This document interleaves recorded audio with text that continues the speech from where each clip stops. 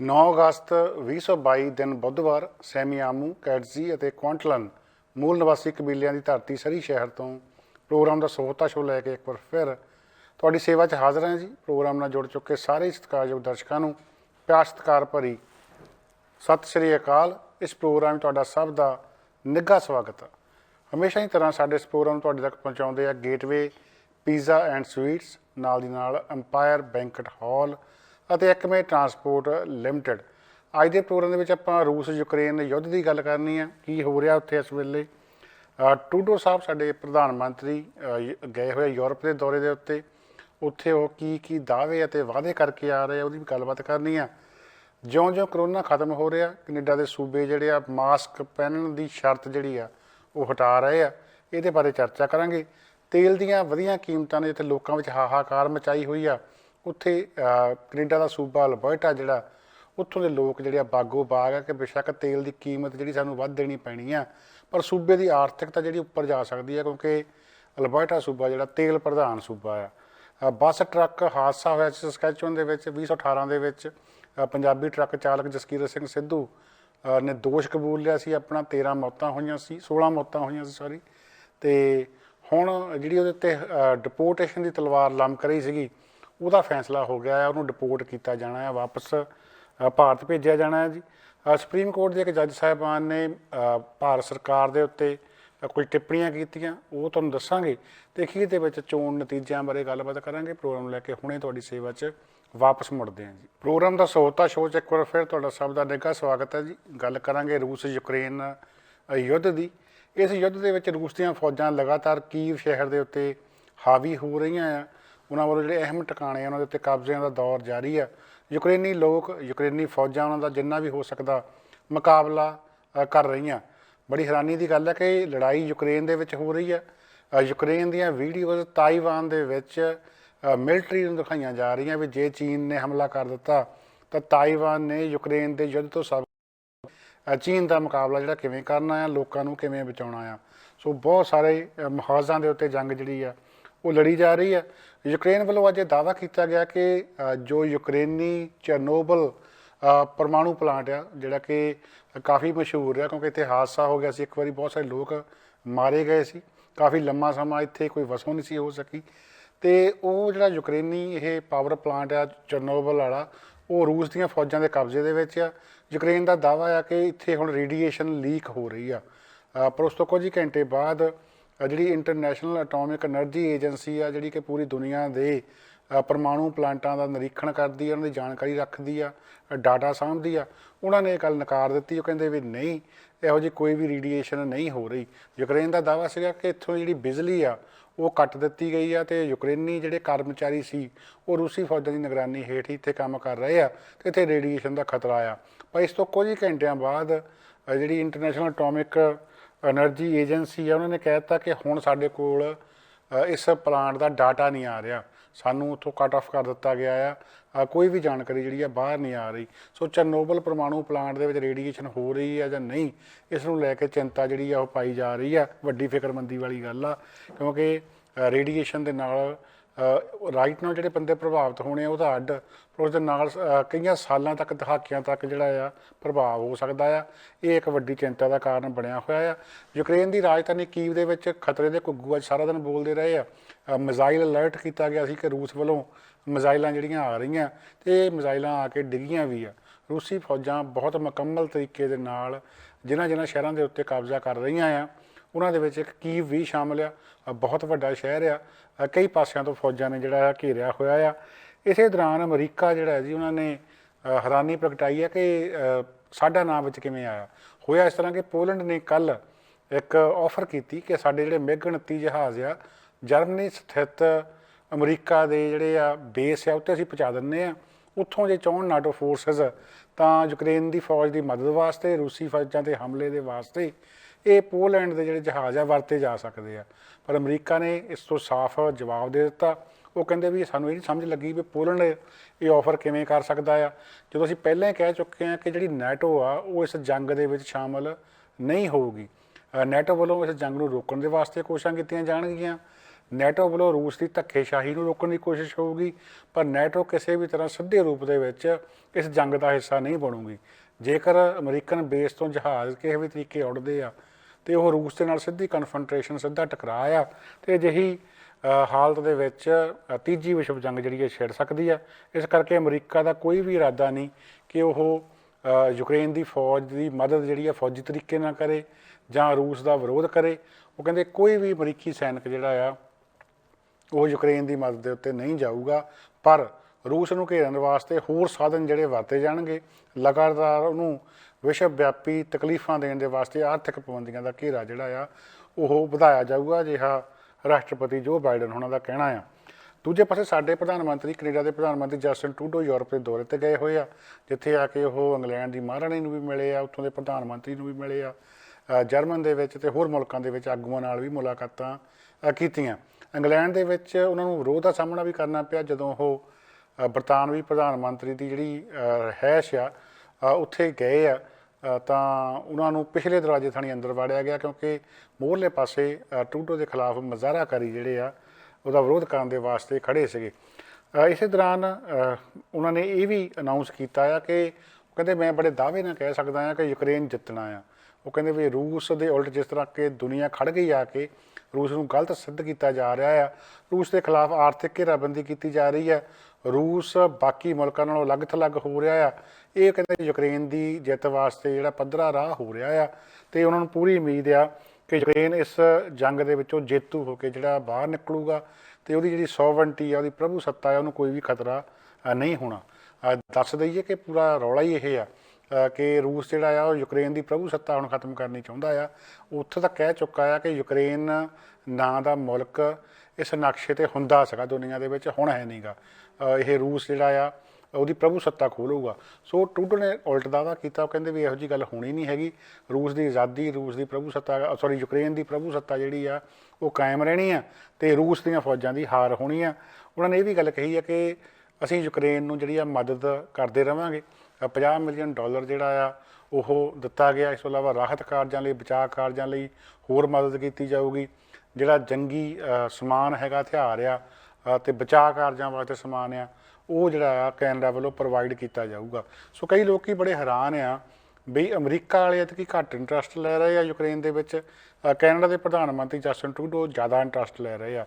ਗੱਲ ਇੱਕ ਵੱਡੀ ਇਹ ਹੈ ਕਿ ਕੈਨੇਡਾ ਦੇ ਵਿੱਚ 14 ਲੱਖ ਤੋਂ ਉੱਪਰ ਯੂਕਰੇਨੀ ਮੂਲ ਦੇ ਲੋਕ ਵੱਸਦੇ ਆ, ਜਿਹੜੇ ਕਿ ਸਸਕੈਚੁਅਨ, ਅਲਬਰਟਾ, ਮੈਨੀਟੋਬਾ ਦੇ ਵਿੱਚ ਵੱਡੇ ਵੱਡੇ ਫਾਰਮਾਂ 'ਤੇ ਖੇਤੀ ਕਰਦੇ ਆ, ਤੇ ਇਹ ਕਹਿ ਸਕਦੇ ਆ ਕਿ ਉਹ ਲਿਬਰਲ ਪਾਰਟੀ ਦਾ ਵੋਟ ਬੈਂਕ ਵੀ ਕਾਫੀ ਪੱਧਰ 'ਤੇ ਹੈਗੇ ਆ। ਬਹੁਤ ਸਾਰੇ ਯੂਕਰੇਨੀ ਮੂਲ ਦੇ ਸਿਆਸਤਦਾਨ ਟਰੂਡੋ ਸਰਕਾਰ ਦਾ, ਟਰੂਡੋ ਦੀ ਲਿਬਰਲ ਪਾਰਟੀ ਦਾ ਹਿੱਸਾ ਹੈਗੇ ਆ। ਸੋ ਇਸ ਕਰਕੇ ਕਿਤੇ ਨਾ ਕਿਤੇ ਕੈਨੇਡਾ ਵੱਲੋਂ ਜ਼ਿਆਦਾ ਇੰਟਰਸਟ ਜਿਹੜਾ ਆ ਯੂਕਰੇਨ ਦੇ ਵਿੱਚ ਦਿਖਾਇਆ ਜਾ ਰਿਹਾ ਆ। ਇਸ ਦੇ ਨਾਲ ਹੀ ਗੱਲ ਕਰੀਏ ਕਰੋਨਾ ਦੀ। ਤੁਸੀਂ ਦੇਖੋ ਵੀ ਕਰੋਨਾ ਕਿਸੇ ਵੇਲੇ 2 ਸਾਲ ਲਗਭਗ ਪੂਰਾ ਮਹਾਮਾਰੀ ਬਣ ਕੇ ਵਿਚਰਿਆ ਆ। ਹੁਣ ਗੱਲਾਂ ਜੰਗ ਦੀਆਂ, ਯੁੱਧ ਦੀਆਂ ਜ਼ਿਆਦਾ ਹੋ ਰਹੀਆਂ, ਕਰੋਨੇ ਦੀਆਂ ਘੱਟ ਹੋ ਰਹੀਆਂ। ਚੰਗੀ ਗੱਲ ਆ ਕਿ ਹੁਣ ਜਿਹੜੇ ਮਰੀਜ਼ ਆ ਹਸਪਤਾਲਾਂ ਦੇ ਵਿੱਚ, ਉਹਨਾਂ ਦੇ ਵਿੱਚ ਵੀ ਕਮੀ ਆ ਰਹੀ ਆ। ਹੌਲੀ ਹੌਲੀ ਪਾਬੰਦੀਆਂ ਵੀ ਹਟਾਈਆਂ ਜਾ ਰਹੀਆਂ। ਜੇ ਆਪਾਂ ਕੈਨੇਡਾ ਲੈਵਲ ਦੇ ਉੱਤੇ ਗੱਲ ਕਰੀਏ ਤਾਂ ਅੱਡ-ਅੱਡ ਸੂਬੇ ਜਿਹੜੇ ਆ ਉਹ ਖੁਦ ਮੁਖਤਿਆਰ ਆ ਅਤੇ ਆਪੋ ਆਪਣੇ ਤਰੀਕੇ ਦੇ ਨਾਲ ਫੈਸਲਾ ਕਰਦੇ ਆ। ਸੈਂਟਰ ਸਰਕਾਰ ਨਹੀਂ ਫੈਸਲਾ ਕਰਦੀ ਕਿ ਕਦੋਂ ਕੋਈ ਪਾਬੰਦੀਆਂ ਲੱਗਣੀਆਂ ਅਤੇ ਕਦੋਂ ਕੋਈ ਹਟਣੀਆਂ।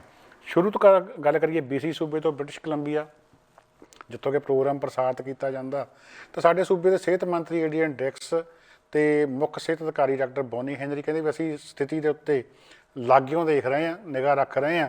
ਹਾਲੇ ਸਾਨੂੰ ਲੱਗਦਾ ਨਹੀਂ ਕਿ ਪਾਬੰਦੀਆਂ ਚੁੱਕਣ ਦਾ ਵੇਲਾ ਆ।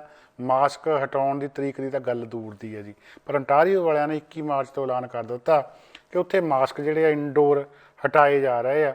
ਸਕੂਲ, ਰੈਸਟੋਰੈਂਟ, ਬਾਰ, ਜਿਮ, ਮੂਵੀ ਥੀਏਟਰ ਵਗੈਰਾ ਜਾਣਾ 21 ਮਾਰਚ ਤੋਂ ਬਾਅਦ ਜਿਹੜਾ ਆ ਮਾਸਕ ਪਹਿਨਣ ਦੀ ਲੋੜ ਨਹੀਂ। ਹਾਂ, ਤੁਹਾਡਾ ਆਪਣਾ ਜੀਅ ਕਰਦਾ ਜ਼ਰੂਰੀ ਪਹਿਨ ਹੀ ਸਕਦੇ ਆ, ਪਰ ਕੋਈ ਪਾਬੰਦੀ ਨਹੀਂ ਹੈਗੀ। ਸੋ ਇਸ ਦੇ ਨਾਲ ਹੀ ਇਹਨੂੰ ਵੀ ਵੋਟਾਂ ਦੇ ਨਾਲ ਜੋੜ ਕੇ ਦੇਖਿਆ ਜਾ ਰਿਹਾ। 2 ਜੂਨ ਨੂੰ ਇਸੇ ਸਾਲ ਅੰਟਾਰੀਓ ਦੇ ਵਿੱਚ ਵੋਟਾਂ ਦਾ ਬਿਗਲ ਵੱਜਿਆ, ਚੋਣਾਂ ਹੋਣੀਆਂ 2 ਜੂਨ ਨੂੰ। 5 ਮਈ ਤੋਂ ਬਕਾਇਦਾ ਕਹਿੰਦੇ ਇਲੈਕਸ਼ਨ ਕੈਂਪੇਨ ਜਿਹੜੀ ਹੈ ਸ਼ੁਰੂ ਹੋ ਜਾਣੀ ਆ। ਸੋ ਕਿਤੇ ਨਾ ਕਿਤੇ ਇਹਨਾਂ ਪਾਬੰਦੀਆਂ ਚੁੱਕਣ ਨੂੰ ਕਹਿੰਦੇ ਵੀ ਇੱਧਰ ਵੀ ਦੇਖਿਆ ਜਾ ਰਿਹਾ ਆ ਵੀ ਲੋਕਾਂ ਨੂੰ ਖੁਸ਼ ਕੀਤਾ ਜਾਵੇ। ਲੋਕ ਚਾਹੁੰਦੇ ਨਹੀਂ ਪਾਬੰਦੀਆਂ, ਪਰ ਹੋਰ ਸੂਬਿਆਂ ਦੇ ਵਿੱਚ ਅਜਿਹੀ ਗੱਲ ਨਹੀਂ ਹੈਗੀ, ਉੱਥੇ ਚੋਣਾਂ ਨਹੀਂ ਹੈਗੀਆਂ। ਪਰ ਮੈਨੀਟੋਬਾ ਦੇ ਵਿੱਚ 15 ਮਾਰਚ ਤੋਂ ਮਾਸਕ ਹਟਾ ਦਿੱਤਾ ਗਿਆ। ਸਸਕੈਚੁਅਨ ਦੇ ਵਿੱਚ 1 ਮਾਰਚ ਤੋਂ ਹਟਾ ਦਿੱਤਾ ਗਿਆ ਆ। ਕਿਊਬੈਕ ਦੇ ਵਿੱਚ ਆਲਰੇਡੀ ਬਹੁਤ ਸਾਰੀਆਂ ਥਾਵਾਂ ਸਕੂਲਾਂ ਸਮੇਤ ਮਾਸਕ ਪਹਿਨਣ ਦੇ ਉੱਤੇ ਕੋਈ ਵੀ ਪਾਬੰਦੀ ਨਹੀਂ ਹੈਗੀ ਜਾਂ ਨਾ ਪਹਿਨਣ ਦੇ ਉੱਤੇ ਕੋਈ ਪਾਬੰਦੀ ਨਹੀਂ ਹੈਗੀ। ਸੋ ਪੂਰੇ ਜੇ ਕੈਨੇਡਾ ਲੈਵਲ 'ਤੇ ਗੱਲ ਕਰੀਏ ਤਾਂ ਡਾਕਟਰ ਥਰੀਸਾ ਟੈਮ ਜਿਹੜੇ ਕਿ ਕੈਨੇਡਾ ਦੇ ਮੁੱਖ ਸਿਹਤ ਅਧਿਕਾਰੀ ਆ, ਉਹ ਕਹਿੰਦੇ ਵੀ ਅਸੀਂ ਲਾਗਿਓਂ ਨਜ਼ਰ ਰੱਖ ਰਹੇ ਹਾਂ ਹਾਲਾਤ ਦੇ ਉੱਤੇ। ਜਿਉਂ-ਜਿਉਂ ਹਾਲਾਤ ਬਦਲੀ ਜਾਣਗੇ ਅਸੀਂ ਉਵੇਂ-ਉਵੇਂ ਹੋਰ ਕਾਰਵਾਈ ਕਰਾਂਗੇ।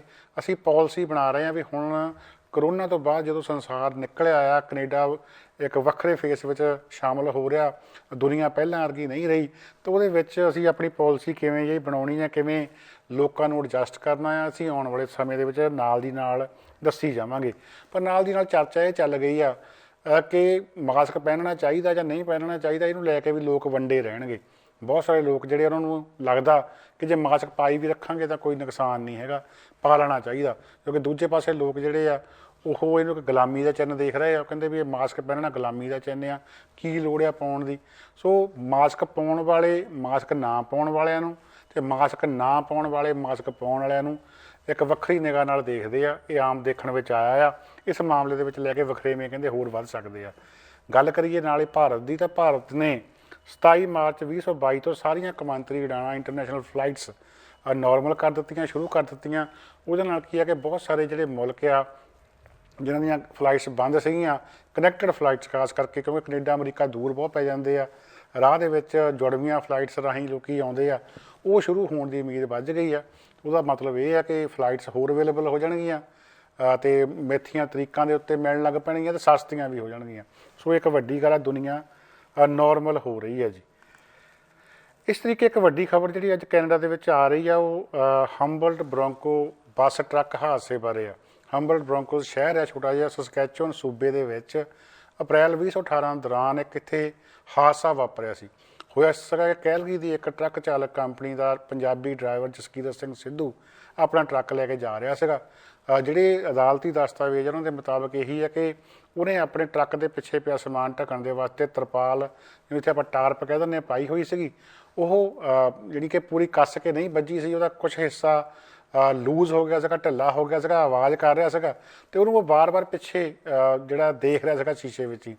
ਅਜਿਹੇ ਵਿੱਚ ਇਹ ਬੇਧਿਆਨੀ ਹੋ ਗਈ। ਇੱਕ ਸਟਾਪ ਸਾਈਨ ਜਿੱਥੇ ਉਹਨਾਂ ਨੇ ਰੁਕਣਾ ਸੀਗਾ, ਉਹਨੂੰ ਰੁਕਣਾ ਚਾਹੀਦਾ ਸੀ, ਉਹ ਰੁਕਿਆ ਨਹੀਂ। ਅਤੇ ਦੂਜੇ ਪਾਸੋਂ ਇੱਕ ਖਿਡਾਰੀਆਂ ਦੇ ਨਾਲ ਭਰੀ ਹੋਈ ਨੌਜਵਾਨ ਟੀਨੇਜਰ ਖਿਡਾਰੀਆਂ ਦੇ ਨਾਲ ਭਰੀ ਬੱਸ ਆ ਰਹੀ ਸੀ, ਟੱਕਰ ਹੋ ਗਈ। ਬੱਸ ਜਿਹੜੀ ਆ ਪੂਰੀ ਤਰ੍ਹਾਂ ਖਿੱਲਰ ਗਈ। 16 ਨੌਜਵਾਨਾਂ ਦੀ ਮੌਤ ਹੋਈ, 13 ਜਾਣੇ ਜ਼ਖਮੀ ਹੋਏ। ਜਿਹੜੇ ਬਚ ਵੀ ਗਏ ਉਹਨਾਂ ਵਿੱਚੋਂ ਵੀ ਕਈ ਜਿਹੜੇ ਆ ਸਾਰੀ ਉਮਰ ਨੋਰਮਲ ਨਹੀਂ ਹੋ ਸਕਣਗੇ। ਸੋ ਜਸਕੀਰਤ ਸਿੱਧੂ ਨੇ ਆਪਣਾ ਗੁਨਾਹ ਜਿਹੜਾ ਕਬੂਲ ਕਰ ਲਿਆ। ਸਿਰਫ ਗੁਨਾਹ ਹੀ ਨਹੀਂ ਕਬੂਲ ਕੀਤਾ, ਉਹਨੇ ਇਸ ਹਾਦਸੇ ਦੇ ਵਾਸਤੇ ਵਾਰ-ਵਾਰ ਇਕੱਲੇ-ਇਕੱਲੇ ਮਾਪੇ ਕੋਲੋਂ, ਇਕੱਲੇ-ਇਕੱਲੇ ਕੈਨੇਡੀਅਨ ਕੋਲੋਂ ਮਾफ़ੀ ਮੰਗੀ ਕਿ ਉਹ ਬਹੁਤ ਸ਼ਰਮਿੰਦਾ ਆ, ਉਹਨੂੰ ਰਾਤਾਂ ਨੂੰ ਨੀਂਦ ਨਹੀਂ ਆਉਂਦੀ ਵੀ ਉਹਦੇ ਕੋਲ ਇਹ ਹੋ ਕੀ ਗਿਆ, ਵੀ ਇੱਕ ਨਿੱਕੀ ਜਿਹੀ ਬੇਧਿਆਨੀ ਕਰਕੇ ਐਡਾ ਵੱਡਾ ਹਾਦਸਾ ਵਾਪਰਿਆ, ਇੰਨੀਆਂ ਜਾਨਾਂ ਚਲੇ ਗਈਆਂ। ਅਤੇ ਕੈਨੇਡਾ ਦਾ ਕਾਨੂੰਨ ਆ ਵੀ ਜੇ ਜਿਹੜਾ ਦੋਸ਼ੀ ਹੈਗਾ ਆ ਉਹ ਇੱਥੋਂ ਦਾ ਜੰਪਲ ਨਹੀਂ ਤਾਂ ਉਸ ਨੂੰ ਜੇ PR ਆ ਇਕੱਲਾ, ਉਹ ਸਿਟੀਜ਼ਨ ਨਹੀਂ, ਤਾਂ ਉਹ ਸਜ਼ਾ ਖਤਮ ਹੋਣ ਤੋਂ ਬਾਅਦ ਉਸੇ ਮੁਲਕ ਵਾਪਸ ਮੋੜ ਦਿੱਤਾ ਜਾਂਦਾ ਜਿੱਥੋਂ ਕਿ ਉਹ ਆਇਆ ਹੁੰਦਾ। ਹੁਣ ਇਹ ਜਿਹੜੀ ਸ਼ਰਤ ਸੀਗੀ ਜਸਕੀਰਤ ਸਿੰਘ ਸਿੱਧੂ 'ਤੇ ਵੀ ਲਾਗੂ ਹੁੰਦੀ ਸੀ, ਅਤੇ ਅੱਜ ਪਤਾ ਲੱਗ ਰਿਹਾ ਕਿ ਕੈਨੇਡਾ ਜਿਹੜੇ ਵਿਭਾਗ ਹੈਗਾ ਇਮੀਗ੍ਰੇਸ਼ਨ ਰਿਫਿਊਜੀ ਡਿਪਾਰਟਮੈਂਟ ਜਿਹੜਾ ਆ, ਉਹਨਾਂ ਨੇ ਫੈਸਲਾ ਕਰ ਦਿੱਤਾ ਕਿ ਜਸਕੀਰਤ ਸਿੰਘ ਸਿੱਧੂ ਨੂੰ ਹੁਣ ਵਾਪਸ ਭਾਰਤ ਜਾਣਾ ਪੈਣਾ ਆ। ਜਦੋਂ ਉਹਦੀ ਸਜ਼ਾ ਜਿਹੜੀ 8 ਸਾਲ ਦੀ ਉਹਨੂੰ ਸਜ਼ਾ ਮਿਲੀ ਆ, ਜਦੋਂ ਪੂਰੀ ਹੋ ਗਈ ਉਸ ਤੋਂ ਬਾਅਦ ਉਹਨੂੰ ਡਿਪੋਰਟ ਕੀਤਾ ਜਾਣਾ ਆ। ਬਹੁਤ ਸਾਰੇ ਲੋਕ ਜਿਹੜੇ ਆ ਇਸ ਗੱਲ ਨੂੰ ਸਹੀ ਨਹੀਂ ਸਮਝ ਰਹੇ। ਉਹ ਕਹਿੰਦੇ ਵੀ ਕੈਨੇਡਾ ਦਾ ਕਾਨੂੰਨ 2 ਹਿੱਸਿਆਂ 'ਚ ਕੰਮ ਕਰ ਰਿਹਾ ਆ, 2 ਟੀਅਰ ਸਿਸਟਮ ਆ। ਜਦੋਂ ਇੱਕ ਬੰਦਾ ਦੋਸ਼ੀ ਕਰਦਾਨ ਦਿੱਤਾ, ਉਹਨੇ ਆਪਣਾ ਆਪ ਵੀ ਮੰਨ ਲਿਆ ਕਿ ਮੇਰੇ ਤੋਂ ਗਲਤੀ ਹੋ ਗਈ ਆ, ਉਹਨੂੰ ਸਜ਼ਾ ਮਿਲ ਗਈ ਉਸ ਕੀਤੇ ਦੀ, ਉਹ ਚਾਹੇ 8 ਸਾਲ ਸੀ, 10 ਸਾਲ, 12 ਜਿੰਨੀ ਵੀ ਹੋ ਸਕਦੀ ਸੀ। ਇਸ ਮਾਮਲੇ 'ਚ 8 ਸਾਲ ਆ। ਅਤੇ ਜਦੋਂ ਉਹਨੇ ਸਜ਼ਾ ਹੀ ਭੁਗਤ ਲਈ ਕਾਨੂੰਨ ਦੇ ਹਿਸਾਬ ਨਾਲ ਜੋ ਉਹਨੂੰ ਦਿੱਤੀ ਗਈ ਸੀਗੀ, ਉਸ ਤੋਂ ਬਾਅਦ ਫਿਰ ਡਿਪੋਰਟ ਹੋਣ ਦਾ ਕੀ ਮਤਲਬ, ਲੱਗਣ ਦਾ ਕੀ ਮਤਲਬ? ਜੇ ਉਹਦੀ ਥਾਂ ਦੇ ਉੱਤੇ ਕੋਈ ਅਜਿਹਾ ਵਿਅਕਤੀ ਹੁੰਦਾ ਜਿਹੜਾ ਕਿ ਜੰਮਿਆ ਇੱਥੇ ਹੁੰਦਾ, ਜਿਹਦੇ ਮਾਪੇ ਤੱਕ ਵੀ ਇੱਥੇ ਜੰਮੇ ਹੁੰਦੇ, ਉਹਨੂੰ ਕਿੱਥੇ ਮੋੜਦੇ? ਇਸ ਸਿਸਟਮ ਦੇ ਬਾਰੇ ਪਹਿਲਾਂ ਵੀ ਬਹੁਤ ਰੌਲਾ ਪੈਂਦਾ ਰਿਹਾ, ਹੁਣ ਵੀ ਰੌਲਾ ਪੈ ਰਿਹਾ ਵੀ ਇਹ ਗਲਤ ਗੱਲ ਆ। ਜਿਹੜੀ ਬਣਦੀ ਸਜ਼ਾ ਕਿਸੇ ਵੀ ਵਿਅਕਤੀ ਨੂੰ ਦਿੱਤੀ ਜਾ ਸਕਦੀ ਸੀ, ਉਹ ਜੇ ਦੇਤੀ ਅਦਾਲਤ ਨੇ, ਉਹ ਕੱਟ ਲਈ ਆ। ਬੰਦੇ ਨੂੰ ਆਪਣੇ ਕੀਤੇ 'ਤੇ ਪਛਤਾਵਾ ਵੀ ਆ। ਉਸ ਤੋਂ ਬਾਅਦ ਵਿੱਚ ਡਿਪੋਰਟੇਸ਼ਨ ਨਹੀਂ ਲੱਗਣੀ ਚਾਹੀਦੀ। ਹੁਣ ਜਿਹੜਾ ਆ ਕੁਛ ਹੀ ਰਾਹ ਜਿਹੜੇ ਜਸਕੀਰਤ ਸਿੰਘ ਸਿੱਧੂ ਕੋਲ ਬਚੇ ਆ, ਇੱਕ ਤਾਂ ਫੈਡਰਲ ਕੋਰਟ ਦੇ ਵਿੱਚ ਅਪੀਲ ਕਰਕੇ ਫੈਸਲੇ ਦੇ ਰਿਵਿਊ ਦੀ ਮੰਗ ਕਰ ਸਕਦਾ ਆ, ਅਤੇ ਜਾਂ ਫਿਰ ਇਮੀਗ੍ਰੇਸ਼ਨ ਮੰਤਰੀ ਜਿਹੜੇ ਕੈਨੇਡਾ ਦੇ ਆ, ਜੇਕਰ ਉਹ ਚਾਹੁਣ, ਉਹਨਾਂ ਦੇ ਉੱਤੇ ਦਬਾਅ ਪਵੇ, ਤਾਂ ਫਿਰ ਜਾ ਕੇ ਫੈਸਲਾ ਵਾਪਸ ਹੋ ਸਕਦਾ ਆ। ਇਸ ਸੰਬੰਧੀ ਇੱਕ ਪਟੀਸ਼ਨ ਜਿਹੜੀ ਆ ਲੋਕਾਂ ਕੋਲੋਂ ਸਾਈਨ ਕਰਾਈ ਜਾ ਰਹੀ ਹੈ ਜਸਕੀਰਤ ਸਿੰਘ ਸਿੱਧੂ ਦੇ ਨਾਂ ਦੇ ਉੱਤੇ, ਵੀ ਜਿਹੜਾ ਵਿਤਕਰੇਬਾਜ਼ੀ ਵਾਲਾ ਕਾਨੂੰਨ ਆ, 2 ਟੀਅਰ ਸਿਸਟਮ ਆ, ਵੀ ਜਿਹੜੇ ਸਿਟੀਜ਼ਨ ਆ ਇੱਥੋਂ ਦੇ ਜੰਮੇ ਆ ਉਹਨਾਂ ਲਈ ਹੋਰ ਕਾਨੂੰਨ ਆ, ਜਿਹੜੇ ਬਾਹਰੋਂ ਆਏ ਉਹਨਾਂ ਲਈ ਕਾਨੂੰਨ ਹੋਰ ਆ, ਵੀ ਇਹ ਬੰਦ ਹੋਣਾ ਚਾਹੀਦਾ, ਵੀ ਉਹਨੂੰ ਡਿਪੋਰਟੇਸ਼ਨ ਜਿਹੜੀ ਹੈ ਨਹੀਂ ਲੱਗਣੀ ਚਾਹੀਦੀ। ਹੈਰਾਨੀ ਦੀ ਗੱਲ ਇਹ ਹੈ ਕਿ ਬਹੁਤ ਸਾਰੇ ਮਾਪੇ ਜਿਨ੍ਹਾਂ ਦੇ ਬੱਚੇ ਇਸ ਹਾਦਸੇ ਦੇ ਵਿੱਚ ਚਲੇ ਗਏ ਆ, ਉਹ ਵੀ ਦੁਖੀ ਆ ਇਸ ਫੈਸਲੇ ਤੋਂ। ਉਹਨਾਂ ਵਿੱਚੋਂ ਕੁਝ ਦਾ ਕਹਿਣਾ ਆ ਕਿ ਜਸਕੀਰਤ ਸਿੰਘ ਸਿੱਧੂ ਨੂੰ ਵਾਪਸ ਨਹੀਂ ਭੇਜਣਾ ਚਾਹੀਦਾ। ਉਹ ਕਹਿੰਦੇ ਵੀ ਇਹਨੇ ਸਾਡੇ ਕੋਲ ਆ ਕੇ ਸ਼ਰਮਿੰਦਗੀ ਜ਼ਾਹਰ ਕੀਤੀ ਆ, ਪਛਤਾਵਾ ਜ਼ਾਹਰ ਕੀਤਾ, ਆਪਣੀ ਗਲਤੀ ਮੰਨੀ ਆ। ਸਾਨੂੰ ਇਸ ਗੱਲ ਦਾ ਅਹਿਸਾਸ ਆ ਵੀ ਹਾਂ ਵਾਕਈ ਇਹਦੇ ਕੋਲ ਗਲਤੀ ਹੋਈ ਆ, ਅਤੇ ਜੇਕਰ ਇੱਥੇ ਰਹੂਗਾ, ਸਾਨੂੰ ਮਿਲੂਗਾ, ਅਸੀਂ ਆਪਣੇ ਬੱਚਿਆਂ ਦੀਆਂ ਗੱਲਾਂ ਬਾਤਾਂ ਕਰਾਂਗੇ, ਇੱਕ ਕਨੈਕਸ਼ਨ ਬਣਿਆ ਰਹੂਗਾ। ਅਤੇ ਜੇਕਰ ਇਹਨੂੰ ਭਾਰਤ ਵਾਪਸ ਭੇਜ ਦਿੱਤਾ ਜਾਂਦਾ ਤਾਂ ਕਿਤੇ ਨਾ ਕਿਤੇ ਸਾਨੂੰ ਫਿਰ ਇਹ ਲੱਗਣਾ ਵੀ ਸਾਡੀ ਗੱਲਬਾਤ ਨਹੀਂ ਹੋ ਸਕਣੀ, ਆਪਸ ਵਿੱਚ ਕਮਿਊਨੀਕੇਸ਼ਨ ਨਹੀਂ ਹੋ ਸਕਣੀ, ਅਤੇ ਇਹ ਵੀ ਕਿਤੇ ਹੋਣਾ ਵੀ ਸਾਡੇ ਬੱਚਿਆਂ ਦੀ ਜਿਹੜੀ ਜਾਨ ਤਾਂ ਚਲੇ ਗਈ, ਪਰ ਉਹਦੇ ਕਰਕੇ ਇੱਕ ਹੋਰ ਜਿਹੜਾ ਬੰਦਾ ਬੇਧਿਆਨਾ ਸੀਗਾ ਉਹਦੀ ਜ਼ਿੰਦਗੀ ਬਰਬਾਦ ਹੋ ਗਈ, ਉਹਨੂੰ ਆਪਣੇ ਪਰਿਵਾਰ ਤੋਂ ਦੂਰ ਹੋਣਾ ਪੈ ਗਿਆ, ਕਿਉਂਕਿ ਜਸਕੀਰਤ ਸਿੰਘ ਸਿੱਧੂ ਦੀ ਪਤਨੀ ਕੈਨੇਡਾ ਵਿੱਚ ਰਹਿ ਰਹੀ ਆ। ਸੋ ਦੂਜੇ ਪਾਸੇ ਇਹੋ ਜਿਹੇ ਮਾਪੇ ਵੀ ਆ ਜਿਹੜੇ ਕਹਿੰਦੇ ਨਹੀਂ ਕਾਨੂੰਨ ਆ ਤਾਂ ਕਾਨੂੰਨ ਆ, ਉਹਨੇ ਗਲਤੀ ਕੀਤੀ ਆ, ਉਹਨੂੰ ਰਿਪੋਰਟ ਜਿਹੜਾ ਜ਼ਰੂਰ ਲੱਗਣੀ ਚਾਹੀਦੀ ਆ। ਇਸ ਮਾਮਲੇ ਦੇ ਵਿੱਚ ਤੁਹਾਡੀ ਵੀ ਕੋਈ ਰਾਏ ਹੋ ਸਕਦੀ ਆ, ਪਰ ਜਿਹੜੇ ਸੱਜਣ ਇਹ ਸਮਝਦੇ ਆ ਕਿ ਕੈਨੇਡਾ ਦਾ ਜਿਹੜਾ ਇਹ ਦੋ ਮੂੰਹਾਂ ਵਾਲਾ ਕਾਨੂੰਨ ਆ, ਜਿਹੜਾ ਇੱਧਰਲੇ ਜੰਮੇ ਵਾਲੇ ਹੋਰ ਅਤੇ ਬਾਹਰੋਂ ਆਏ ਵਾਲੇ ਹੋਰ ਆ, ਉਸ ਨੂੰ ਆਧਾਰ ਬਣਾ ਕੇ ਜਸਕੀਰਤ ਸਿੱਧੂ ਨੂੰ ਡਿਪੋਰਟ ਕੀਤਾ ਜਾ ਰਿਹਾ, ਤਾਂ ਉਹ ਜ਼ਰੂਰ ਇੱਕ ਪਟੀਸ਼ਨ ਜਿਹੜੀ ਆ ਉੱਤੇ ਸਾਈਨ ਕਰ ਸਕਦੇ ਆ। ਜੇਕਰ ਕਿਤੇ ਵੀ ਗੂਗਲ ਦੇ ਉੱਤੇ ਸਾਈਨ ਕਰੋਗੇ, ਸਰਚ ਕਰੋਗੇ ਜਸਕੀਰਤ ਸਿੱਧੂ ਪਟੀਸ਼ਨ, ਤਾਂ ਉਹ ਆ ਜਾਣੀ ਆ। ਅਤੇ ਜਿਹੜੇ ਲੋਕ ਚਾਹੁੰਦੇ ਆ ਕਿ ਜੇ ਕਾਨੂੰਨ ਨਹੀਂ ਹੋਣਾ ਚਾਹੀਦਾ, ਉਹ ਜ਼ਰੂਰ ਸਾਈਨ ਕਰ ਸਕਦੇ ਆ ਜੀ। ਅਤੇ ਇਸ ਦੇ ਨਾਲ ਹੀ ਆਪਾਂ ਗੱਲਬਾਤ ਕਰਨੀ ਆ ਸਾਡੇ ਗੁਆਂਢੀ ਸੂਬੇ ਅਲਬਰਟਾ ਦੀ। ਅਲਬਰਟਾ ਦੇ ਵਿੱਚ ਮੁੱਖ ਮੰਤਰੀ ਜੇਸਨ ਕੇਨੀ ਨੇ ਪਹਿਲਾਂ ਹੀ ਇਹ ਐਲਾਨ ਕਰ ਦਿੱਤਾ ਕਿ 1 ਅਪ੍ਰੈਲ ਤੋਂ 13 ਸੈਂਟ ਪਰ ਲੀਟਰ ਜਿਹੜਾ ਡਿਸਕਾਊਂਟ ਦੇ ਦੇਣਾ। ਜਿਹੜਾ ਫਿਊਲ ਟੈਕਸ ਅਲਬਰਟਾ ਸਰਕਾਰ ਲਾਉਂਦੀ ਆ ਉਹ ਨਹੀਂ ਲਾਇਆ ਜਾਣਾ। ਗੈਸ ਦੀਆਂ ਕੀਮਤਾਂ, ਕਰੂਡ ਆਇਲ ਮਹਿੰਗਾ ਹੋਣ ਕਰਕੇ ਸਾਰੇ ਪਾਸੇ ਵੱਧ ਗਈਆਂ, ਪਰ ਇਸ ਵਾਧੇ ਵਿੱਚ ਅਲਬਰਟਾ ਵਾਲਿਆਂ ਦਾ ਫਾਇਦਾ ਵੀ ਆ, ਨੁਕਸਾਨ ਵੀ ਆ। ਜਿੱਥੇ ਅਲਬਰਟਾ ਦੇ ਲੋਕਾਂ ਨੂੰ ਗੈਸ ਦੀ ਵੱਧ ਕੀਮਤ ਉਤਾਰਨੀ ਪੈ ਰਹੀ ਆ, ਉੱਥੇ ਸਰਕਾਰ ਦੇ ਖਜ਼ਾਨੇ ਦੇ ਵਿੱਚ ਪੈਸੇ ਵੱਧ ਆਉਣ ਲੱਗ ਪੈਣੇ ਆ, ਕਿਉਂਕਿ ਜਿਹੜਾ ਅਲਬਰਟਾ ਦੀ ਡੈੱਡ ਹੋਈ ਕਰੂਡ ਆਇਲ ਮਾਰਕੀਟ ਆ ਉਹ ਗਰਮ ਹੋ ਜਾਣੀ ਆ। ਅਲਬਰਟਾ ਜਿਹੜਾ ਤੇਲ ਪ੍ਰਧਾਨ ਸੂਬਾ ਆ, ਮੁੱਖ ਮੰਤਰੀ ਜੇਸਨ ਕੇਨੀ ਉਹਨਾਂ ਦੇ ਮੁਤਾਬਕ 180 ਬਿਲੀਅਨ ਬੈਰਲ ਜਿਹੜਾ ਆ ਕੱਚਾ ਤੇਲ ਅਲਬਰਟਾ ਦੇ ਜ਼ਖੀਰਿਆਂ ਦੇ ਵਿੱਚ ਪਿਆ ਆ। ਅਤੇ ਉਹ ਕਹਿੰਦੇ ਵੀ ਅਸੀਂ ਅਮਰੀਕਾ ਦੇ ਗਵਾਂਢੀ ਆ, ਅਮਰੀਕਾ ਨੂੰ ਘਬਰਾਉਣ ਦੀ ਲੋੜ ਨਹੀਂ। ਜੇ ਉਹਦੇ ਕੋਲੋਂ ਤੇਲ ਦੀ ਉਹਦੇ ਕੋਲ ਕਮੀ ਆ, 2 ਲੱਖ ਬੈਰਲ ਰੋਜ਼ਾਨਾ ਜਿਹੜੇ ਆ ਰੂਸ 'ਤੇ ਪਾਬੰਦੀ ਲਾਤੀ ਜਿਹੜੇ ਉਹ ਲੈਂਦੇ ਸੀਗੇ, ਉਹ ਕਹਿੰਦੇ ਉਹ ਮੰਗ ਅਸੀਂ ਪੂਰੀ ਕਰ ਸਕਦੇ ਹਾਂ। ਉਹ ਕਹਿੰਦੇ ਸਾਧਨ ਬਣਾਏ ਜਾਣ ਜਲਦੀ ਤੋਂ ਜਲਦੀ, ਤਾਂ ਕਿ ਅਲਬਰਟਾ ਦਾ ਜਿਹੜਾ ਆਇਲ ਆ, ਕਰੂਡ ਆਇਲ ਆ, ਉਹ ਅਮਰੀਕਾ ਪਹੁੰਚਦਾ ਹੋ ਸਕੇ, ਅਮਰੀਕਨਾਂ ਦੀਆਂ ਲੋੜਾਂ ਪੂਰੀਆਂ ਹੋ ਸਕਣ। ਇਹ ਜਿਹੜਾ ਇਹ ਸੈਂਡ ਦੇ ਵਿੱਚੋਂ, ਰੇਤੇ ਦੇ ਵਿੱਚੋਂ ਤੇਲ ਕੱਢਿਆ ਜਾਂਦਾ ਆ ਅਲਬਰਟਾ ਦੇ ਵਿੱਚ, ਅਤੇ ਇਹ ਜਿਹੜਾ ਤੇਲ ਆ ਮਹਿੰਗਾ ਪੈਂਦਾ ਕੱਢਣਾ। ਜੇ $50 ਤੋਂ ਕਰੂਡ ਆਇਲ ਦੀ ਕੀਮਤ ਉੱਤੇ ਹੋਵੇ ਫਿਰ ਦੱਸਦੇ ਆ ਕਿ ਵਾਰਾ ਖਾਂਦਾ ਆ। ਹੁਣ ਕੀਮਤ ਤਾਂ 100 ਤੋਂ ਵੀ ਉੱਪਰ ਹੈ, ਇਸ ਕਰਕੇ ਅਲਬਰਟਾ ਦੇ ਵਾਰੇ ਨਿਆਰੇ ਹੋ ਸਕਦੇ ਆ। ਅਲਬਰਟਾ ਵੱਲੋਂ ਪੁਰਜ਼ੋਰ ਕੋਸ਼ਿਸ਼ਾਂ ਕੀਤੀਆਂ ਜਾ ਰਹੀਆਂ ਕਿ ਤੁਰੰਤ ਵੱਧ ਤੋਂ ਵੱਧ ਜਿਹੜੇ ਤੇਲ ਦੇ ਖੂਹ ਚਾਲੂ ਕੀਤੇ ਜਾਣ ਅਤੇ ਅਮਰੀਕਾ ਨੂੰ ਜਿਹੜਾ ਆ ਉਹ ਤੇਲ ਸਪਲਾਈ ਕੀਤਾ ਜਾਵੇ। ਇੱਕ ਐਕਸਲ ਕੀਸਟੋਨ ਪਾਈਪਲਾਈਨ ਦਾ ਪ੍ਰੋਜੈਕਟ ਜਿਹੜਾ ਕਿ ਰੱਦ ਕਰ ਦਿੱਤਾ ਗਿਆ ਸੀਗਾ ਇਸ ਸਰਕਾਰ ਵੱਲੋਂ, ਉਹਦੇ ਬਾਰੇ ਜੇਸਨ ਕੇਨੀ ਹੁਣੀ ਮੰਗ ਰੱਖੀ ਆ ਅਮਰੀਕਾ ਅੱਗੇ, ਪੁਨਰ ਵਿਚਾਰ ਕਰੋ ਇਹ ਪਾਈਪਲਾਈਨ ਅਤੇ ਜਿਹੜੀਆਂ ਹੋਰ ਪਾਈਪਲਾਈਨਾਂ ਦੀ ਬੜੀ ਲੋੜ ਆ, ਤਾਂ ਕਿ ਤੁਹਾਨੂੰ ਭਵਿੱਖ ਦੇ ਵਿੱਚ ਕਿਸੇ ਹੋਰ ਮੁਲਕ ਦੇ ਉੱਤੇ ਨਾ ਨਿਰਭਰ ਹੋਣਾ ਪਵੇ। ਕੈਨੇਡਾ ਤੁਹਾਡਾ ਗੁਆਂਢੀ ਮੁਲਕ ਆ, ਇੱਥੋਂ ਤੁਹਾਨੂੰ ਨਿਰਵਿਘਨ ਤੇਲ ਦੀ ਸਪਲਾਈ ਜਿਹੜੀ ਆ ਉਹ ਹੋ ਸਕਦੀ ਆ। ਪਰ ਹਾਲ ਦੀ ਘੜੀ ਅਮਰੀਕਨ ਸਿਆਸਤਦਾਨ ਲੱਤ ਨਹੀਂ ਲਾ ਰਹੇ, ਇਹ ਪ੍ਰੋਜੈਕਟ ਜਿਹੜਾ ਆ ਉਹ ਕੈਂਸਲ ਆ। ਪਰ ਟੈਕਸਸ ਪਹੁੰਚੇ ਹੋਏ ਜੇਸਨ ਕੇਨੀ ਜ਼ੋਰ ਲਾ ਰਹੇ ਆ ਕਿ ਅਲਬਰਟਾ ਦਾ ਤੇਲ ਉਹ ਅਮਰੀਕਾ 'ਚ ਵੇਚ ਕੇ ਆਪਣੇ ਸੂਬੇ ਨੂੰ ਧਨੀ ਬਣਾ ਸਕਣ ਜੀ। ਗੱਲ ਕਰਾਂਗੇ ਭਾਰਤੀ ਸੁਪਰੀਮ ਕੋਰਟ ਦੀ। ਭਾਰਤੀ ਸੁਪਰੀਮ ਕੋਰਟ ਦੇ ਜੱਜ ਸਮੇਂ-ਸਮੇਂ ਟਿੱਪਣੀਆਂ ਕਰਦੇ ਰਹਿੰਦੇ ਆ। ਉਹ ਇਹ ਟਿੱਪਣੀਆਂ ਸੁਪਰੀਮ ਕੋਰਟ ਦੇ ਵਿੱਚ ਵੀ ਹੁੰਦੀਆਂ, ਕੇਸਾਂ ਦੌਰਾਨ ਵੀ ਹੁੰਦੀਆਂ, ਅਤੇ ਬਾਹਰ ਸਮਾਗਮਾਂ ਦੇ ਦੌਰਾਨ ਵੀ ਹੁੰਦੀਆਂ। ਅਜਿਹੇ ਇੱਕ ਬਾਹਰ ਹੋਏ ਸਮਾਗਮ ਦੇ ਵਿੱਚ ਜਸਟਿਸ ਐਲ ਨਾਗੇਸ਼ਵਰ ਰਾਓ ਨੇ ਇੱਕ ਟਿੱਪਣੀ ਕੀਤੀ ਆ।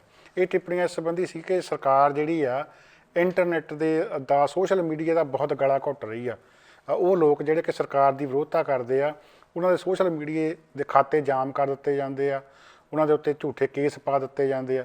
ਸੋ ਇਸ ਸੰਬੰਧੀ ਜਸਟਿਸ ਰਾਓ ਨੇ ਕਿਹਾ ਕਿ ਜਿਹੜੀ ਸਰਕਾਰ ਦੀ ਕੋਈ ਵੀ ਨੀਤੀ ਆ ਜਾਂ ਸਰਕਾਰ ਦੀ ਕੋਈ ਕਾਰਵਾਈ ਆ, ਸਰਕਾਰ ਦੀ ਕੋਈ ਪੋਲਿਸੀ ਆ, ਉਹਦੇ ਵਿਰੁੱਧ ਜੇ ਕੋਈ ਟਿੱਪਣੀ ਕਰਦਾ ਤਾਂ ਉਹ ਦੇਸ਼ ਧਰੋਹੀ ਨਹੀਂ ਹੁੰਦਾ। ਇਹਨੂੰ ਪੋਜ਼ੀਟਿਵਲੀ ਸਰਕਾਰ ਨੂੰ ਲੈਣਾ ਚਾਹੀਦਾ ਵੀ ਇਹ ਆਲੋਚਨਾ ਕਰ ਰਿਹਾ ਤੁਹਾਡੀ। ਪਰ ਉਹ ਕਹਿੰਦੇ ਦੇਖਣ ਵਿੱਚ ਆਇਆ ਕਿ ਅਜਿਹੇ ਲੋਕਾਂ ਦੇ ਖਾਤੇ ਬੰਦ ਕਰ ਦਿੱਤੇ ਜਾਂਦੇ ਆ, ਬਲੌਕ ਕਰ ਦਿੱਤਾ ਜਾਂਦਾ, ਤਾਂ ਕਈ ਹਿੱਸਿਆਂ ਵਿੱਚ ਇੰਟਰਨੈੱਟ ਹੀ ਬੰਦ ਕਰ ਦਿੱਤਾ ਜਾਂਦਾ।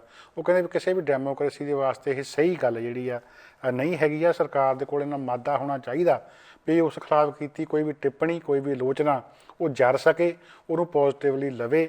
ਅਤੇ ਇਹ ਗੱਲ ਕਦੀ ਵੀ ਨਹੀਂ ਹੋਣੀ ਚਾਹੀਦੀ ਕਿ ਕਾਨੂੰਨ ਵਿਵਸਥਾ ਦਾ ਹਵਾਲਾ ਦੇ ਕੇ ਜਾਂ ਲੋਕ ਹਿੱਤਾਂ ਦਾ ਹਵਾਲਾ ਦੇ ਕੇ ਸੋਸ਼ਲ ਮੀਡੀਆ ਜਾਮ ਕਰ ਦਿਓ, ਖਾਤੇ ਉਡਾ ਦਿਓ, ਜਾਂ ਇੰਟਰਨੈਟ ਬੰਦ ਕਰ ਦਿਓ। ਤੁਸੀਂ ਜਾਣਦੇ ਆ ਕਿ ਬਹੁਤ ਸਾਰੀਆਂ ਆਵਾਜ਼ਾਂ ਜਿਹੜੀਆਂ ਕਿ ਭਾਰਤ ਸਰਕਾਰ ਦੀਆਂ ਨੀਤੀਆਂ ਦੀ ਆਲੋਚਨਾ ਕਰਦੀਆਂ, ਦੇਸ਼ ਵਿਦੇਸ਼ ਦੇ ਵਿੱਚ ਉਹਨਾਂ ਦੇ ਖਾਤੇ ਬਲੌਕ ਕਰ ਦਿੱਤੇ ਜਾਂਦੇ ਆ। ਭਾਰਤ ਵਿੱਚ ਕਈਆਂ ਦੇ ਉੱਤੇ ਦੇਸ਼ ਵਿਰੋਧੀ ਮੁਕੱਦਮੇ ਵੀ ਪਾਏ ਗਏ ਆ, ਅਤੇ ਜਿੱਥੇ ਕਿਤੇ ਜ਼ਿਆਦਾ ਵਿਰੋਧ ਹੁੰਦਾ ਕਸ਼ਮੀਰ ਵਰਗੇ ਇਲਾਕੇ, ਉੱਥੇ ਇੰਟਰਨੈਟ ਹੀ ਜਾਮ ਕਰ ਦਿੱਤਾ ਜਾਂਦਾ, ਅਖਬਾਰਾਂ ਵੀ ਨਹੀਂ ਛਪਣ ਦਿੱਤੀਆਂ ਜਾਂਦੀਆਂ। ਸੋ ਇਸ ਦੇ ਉੱਤੇ ਸੁਪਰੀਮ ਕੋਰਟ ਦੇ ਜਸਟਿਸ ਦੀ ਟਿੱਪਣੀ ਬੜੀ ਅਹਿਮ ਆ। ਪਰ ਹੁੰਦਾ ਕੀ ਹੈ ਕਿ ਜਸਟਿਸ ਟਿੱਪਣੀਆਂ ਕਰ ਜਾਂਦੇ ਆ, ਪਰ ਇਹਨਾਂ ਟਿੱਪਣੀਆਂ ਨੂੰ ਸੰਜੀਦਾ ਕੋਈ ਨਹੀਂ ਲੈਂਦਾ, ਕਿਉਂਕਿ ਜਿਹੜੇ ਲੀਡਰ ਆ, ਭਾਰਤ ਦੇ ਆਗੂ ਆ, ਸਿਆਸਤਦਾਨ ਆ, ਉਹ ਸੁਪਰੀਮ ਕੋਰਟ ਦੇ ਨਾਲੋਂ ਵੀ ਆਪਣੇ ਆਪ ਨੂੰ ਉੱਚਾ ਸਮਝਦੇ ਆ, ਅਤੇ ਇਹਨਾਂ ਟਿੱਪਣੀਆਂ ਨੂੰ ਅਣਗੌਲ ਕੇ ਹੀ ਚੱਲਦੇ ਆ, ਆਪਣੀਆਂ ਮਰਜ਼ੀਆਂ ਕਰਦੇ ਆ ਜੀ। ਅਖੀਰ ਦੇ ਵਿੱਚ ਗੱਲਬਾਤ ਕਰਨੀ ਆ ਚੋਣ ਨਤੀਜਿਆਂ ਦੀ।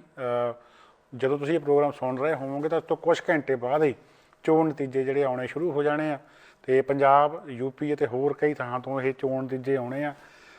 ਲੀਡਰ ਜਿਹੜੇ ਆ ਉਹ ਵੀ, ਉਹਨਾਂ ਦੇ ਸਮਰਥਕ ਵੀ, ਅਤੇ ਆਮ ਲੋਕ ਜਿਹੜੇ ਉਹ ਵੀ ਅੱਜ ਥੋੜ੍ਹੇ ਜਿਹੇ ਐਕਸਾਈਟਡ ਹੋਏ ਹੋਵੇ, ਪਤਾ ਨਹੀਂ ਕੀ ਗੱਲ, ਦੇਖੋ ਕਿਹੋ ਜਿਹੇ ਨਤੀਜੇ ਆ ਜਾਂਦੇ ਆ। ਸਰਵੇਖਣਾਂ ਦੀ ਗੱਲ ਕਰੀਏ ਤਾਂ ਆਮ ਆਦਮੀ ਪਾਰਟੀ ਜਿਹੜੀ ਆ ਪ੍ਰਮੁੱਖ ਤੌਰ ਦੇ ਉੱਤੇ ਮੈਜੋਰਟੀ ਲੈਂਦੀ ਦਿਖਾਈ ਜਾ ਰਹੀ ਆ। ਸੋ ਜਿੱਥੇ ਇਹ ਚੋਣ ਨਤੀਜਿਆਂ ਨੇ ਆਮ ਆਦਮੀ ਪਾਰਟੀ ਦਾ ਇਹ ਭਵਿੱਖ ਤੈਅ ਕਰਨਾ, ਨਾਲ ਦੀ ਨਾਲ ਚੋਣ ਸਰਵੇਖਣਾਂ ਦਾ ਵੀ ਭਵਿੱਖ ਤੈਅ ਕਰਨਾ ਕਿ ਉਹ ਸੱਚੇ ਆ ਝੂਠੇ ਕਿੰਨੇ ਸਾਬਤ ਹੁੰਦੇ ਆ। ਵਿਰੋਧੀ ਧਿਰਾਂ ਜਿਹੜੀਆਂ ਉਹ ਕਹਿੰਦੀਆਂ ਵੀ ਨਹੀਂ, ਇਹ ਗੱਲ ਸਹੀ ਨਹੀਂ ਹੈਗੀ, ਜ਼ੋਰ ਸਾਡਾ ਵੀ ਬਹੁਤ ਲੱਗਾ ਆ, ਚਾਹੇ ਕਾਂਗਰਸ ਆ ਚਾਹੇ ਅਕਾਲੀ ਆ, ਉਹ ਵੀ ਦਾਅਵੇ ਕਰ ਰਹੇ ਆ ਕਿ ਸਾਨੂੰ ਵੀ ਕਾਫੀ ਸੀਟਾਂ ਮਿਲ ਜਾਣੀਆਂ ਆ। ਇਹ ਚੋਣ ਸਰਵੇਖਣ ਜਿਹੜੇ ਆ ਇਹ ਮੂਧੇ ਮੂੰਹ ਪੈਣੇ ਆ, ਝੂਠੇ ਸਾਬਤ ਹੋਣੇ ਆ। ਪੱਤਰਕਾਰ, ਸਿਆਸੀ ਮਾਹਰ ਇਹ ਕਹਿ ਰਹੇ ਆ ਕਿ ਲੱਗਦਾ ਨਹੀਂ ਕਿ ਕਿਸੇ ਵੀ ਪਾਰਟੀ ਨੂੰ ਬਹੁਮਤ ਮਿਲੂਗਾ। ਬੇਸ਼ੱਕ ਸਰਵੇਖਣ ਕੁਛ ਵੀ ਕਹੀ ਜਾਂਦੇ ਆ, ਪਰ ਇਹ ਲੱਗਦਾ ਕਿ ਆਮ ਆਦਮੀ ਪਾਰਟੀ ਜਿਹੜੀ ਆ ਉਹ ਬਾਕੀ ਸਾਰੀਆਂ ਪਾਰਟੀਆਂ ਨਾਲ ਅੱਗੇ ਹੋਊਗੀ, ਪਰ ਇਹ ਮੁਸ਼ਕਲ ਹੈ ਕਿ ਮੈਜੋਰਟੀ ਵੀ ਸਰਕਾਰ ਜਿਹੜੀ ਆ ਬਣਾ ਸਕਦੇ ਆ। ਅਤੇ ਜਿਹੜੇ ਚੋਣ ਸਰਵੇਖਣਾਂ ਨੂੰ ਵੀ ਸੱਟਾ ਬਾਜ਼ਾਰ ਦੇ ਨਾਲ ਜੋੜ ਕੇ ਦੇਖਿਆ ਜਾ ਰਿਹਾ ਕਿ ਆਮ ਲੋਕਾਂ ਦੀਆਂ ਜੇਲ੍ਹਾਂ ਵਿੱਚੋਂ ਜੂਏ ਰੂਪ ਦੇ ਵਿੱਚ ਪੈਸਾ ਕਢਾਉਣ ਦੇ ਵਾਸਤੇ ਅਜਿਹੀ ਜਿਹੜੀ ਹਾਈਪ ਹਵਾ ਬਣਾਈ ਗਈ ਆ। ਅਤੇ ਕੈਪਟਨ ਦੇ ਸਿਸਵਾ ਫਾਰਮ ਦੇ ਵਿੱਚ 20 ਕੁ ਵਿਧਾਇਕਾਂ ਦਾ ਇਕੱਠ ਹੋਇਆ ਦੱਸਦੇ ਆ, ਜਿਹਦੇ ਵਿੱਚ ਆਮ ਆਦਮੀ ਪਾਰਟੀ ਦੇ ਵਿਧਾਇਕ ਵੀ ਸ਼ਾਮਲ ਸੀ ਅਤੇ ਕਾਂਗਰਸ ਦੇ ਵਿਧਾਇਕ ਵੀ ਸ਼ਾਮਲ ਸੀ। ਇਹਦੇ ਨਾਲ ਹੀ ਡਰ ਪੈ ਗਿਆ ਪਾਰਟੀਆਂ ਨੂੰ ਵੀ ਹੁਣ ਕਿਤੇ ਉਹੀ ਗੱਲ ਨਾ ਹੋਵੇ ਵੀ ਕੰਮ ਅੜ ਜਾਵੇ, ਕਿਸੇ ਨੂੰ ਮੈਜੋਰਟੀ ਨਾ ਮਿਲੇ, ਅਤੇ ਉਸ ਤੋਂ ਬਾਅਦ ਵਿੱਚ ਵਿਧਾਇਕਾਂ ਦੀ ਖਰੀਦੋ ਫਰੋਖਤ ਹੋਵੇ। ਇਸ ਵਾਸਤੇ ਆਪੋ ਆਪਣੇ ਵਿਧਾਇਕ ਜਿਹੜੇ ਆ, ਇਹ ਕਹਿ ਲਓ ਜਿਹੜੇ ਜਿੱਤਣ ਦੀ ਕੋਸ਼ਿਸ਼ ਵਿੱਚ ਲੱਗਦੇ ਆ ਵੀ ਹਾਂ ਇਹ ਜਿੱਤ ਸਕਦੇ ਆ, ਉਹਨਾਂ ਵਿਧਾਇਕਾਂ ਨੂੰ ਪਾਰਟੀਆਂ ਆਪਣੇ ਖੰਭਾਂ ਵਿੱਚ ਲੈ ਕੇ ਬਹਿ ਰਹੀਆਂ। ਪਾਰਟੀਆਂ ਦੇ ਆਗੂ ਮੀਟਿੰਗਾਂ ਸੱਦ ਰਹੇ ਆ, ਕੋਈ ਰਿਜ਼ੋਰਟ ਦੇ ਵਿੱਚ ਸੱਦ ਰਿਹਾ, ਕੋਈ ਸੂਬੇ ਤੋਂ ਬਾਹਰ ਰਾਜਸਥਾਨ ਦੇ ਵਿੱਚ ਸੱਦ ਰਿਹਾ ਆ। ਮਤਲਬ ਇਹੀ ਹੈ ਕਿ ਆਪੋ ਆਪਣੇ ਵਿਧਾਇਕ ਬਚਾ ਲਏ ਜਾਣੇ, ਨਾ ਹੋਵੇ ਕੋਈ ਹੋਰੇ ਖਰੀਦ ਕੇ ਜਾਂ ਪੱਟ ਕੇ ਲੈ ਜਾਵੇ। ਨਾਲ ਹੀ ਕੱਲ੍ਹ ਮਸ਼ੀਨਾਂ 'ਚ ਹੇਰਾਫੇਰੀ ਦੀ ਵੀ ਚੱਲ ਪਈ ਆ। ਯੂਪੀ ਦੇ ਵਿੱਚ ਖਾਸ ਕਰਕੇ ਰੌਲਾ ਪਿਆ ਵੀ ਇੱਕ ਟਰੱਕ ਜਿਹੜਾ ਆ ਮਸ਼ੀਨਾਂ ਨਾਲ ਭਰਿਆ ਉਹ ਫੜਿਆ ਗਿਆ। ਜਦੋਂ ਪੁੱਛਿਆ ਗਿਆ ਤਾਂ ਇਹੀ ਗੱਲ ਨਿਕਲੀ ਜੀ ਕਿ ਟ੍ਰੇਨਿੰਗ ਵਾਸਤੇ ਮਸ਼ੀਨਾਂ ਲਿਜਾ ਰਹੇ ਸੀਗੇ। ਟ੍ਰੇਨਿੰਗ ਵਾਸਤੇ ਇੱਕ ਦੋ ਮਸ਼ੀਨਾਂ ਬਹੁਤ ਹੁੰਦੀਆਂ, ਟਰੱਕ ਭਰ ਕੇ ਲਿਜਾਣ ਦੀ ਕੀ ਲੋੜ ਸੀ? ਇਹ ਇੱਕ ਵੱਡੇ ਸਵਾਲ ਦੇ ਰੂਪ 'ਚ ਉੱਭਰ ਰਿਹਾ ਆ। ਸੋ ਕਿਤੇ ਨਾ ਕਿਤੇ ਇਹ ਵੀ ਗੱਲ ਹੁਣ ਚੱਲ ਪਈ ਆ ਵੀ ਉਹੀ ਗੱਲ ਨਾ ਹੋਵੇ ਕਿ ਲੋਕਾਂ ਨੇ ਫਤਵਾ ਹੋਰ ਦਿੱਤਾ ਆ ਅਤੇ ਮਸ਼ੀਨਾਂ ਵਿੱਚੋਂ ਫਤਵਾ ਕੋਈ ਹੋਰ ਜਿਹੜਾ ਆ ਨਿਕਲ ਆਵੇ। ਸੋ ਹਰੇਕ ਬੰਦੇ ਦਾ ਇਸ ਵੇਲੇ ਕੁਛ ਨਾ ਕੁਛ ਇੰਟਰਸਟ ਹੈਗਾ ਆ ਚੋਣਾਂ ਦੇ ਵਿੱਚ ਕਿ ਨਤੀਜੇ ਕੀ ਆਉਂਦੇ ਆ। ਦੇਖਦੇ ਆ ਕਿ ਕੱਲ੍ਹ ਨੂੰ ਸਰਕਾਰ ਜਿਹੜੀ ਆ ਉਹ ਬਣਦੀ ਆ ਜਾਂ ਹੰਗ ਅਸੈਂਬਲੀ ਬਣਦੀ ਆ। ਜੋ ਵੀ ਹੁੰਦਾ ਕੁਝ ਘੰਟਿਆਂ ਬਾਅਦ ਸਾਹਮਣੇ ਆਉਣ ਵਾਲਾ ਆ। ਉਹ ਨਤੀਜੇ ਲੈ ਕੇ ਕੱਲ੍ਹ ਨੂੰ ਫਿਰ ਤੁਹਾਡੀ ਸੇਵਾ 'ਚ ਹਾਜ਼ਰ ਹੋਵਾਂਗੇ। ਤਦ ਤੱਕ ਲਈ ਆਪ ਸਭ ਨੂੰ ਪਿਆਰ ਸਤਿਕਾਰ ਭਰੀ ਸਤਿ ਸ਼੍ਰੀ ਅਕਾਲ ਜੀ। ਸਾਡਾ ਹਰ ਇੱਕ ਪ੍ਰੋਗਰਾਮ ਦੇਖਣ ਤੇ ਸਾਡੇ ਨਾਲ ਜੁੜਨ ਲਈ ਸਬਸਕ੍ਰਾਈਬ ਕਰੋ ਚੈਨਲ ਪੰਜਾਬੀ ਤੇ ਨੋਟੀਫਿਕੇਸ਼ਨ ਲਈ ਬੈਲ ਆਈਕਨ ਵਾਲੇ ਬਟਨ ਤੇ ਕਲਿੱਕ ਕਰੋ।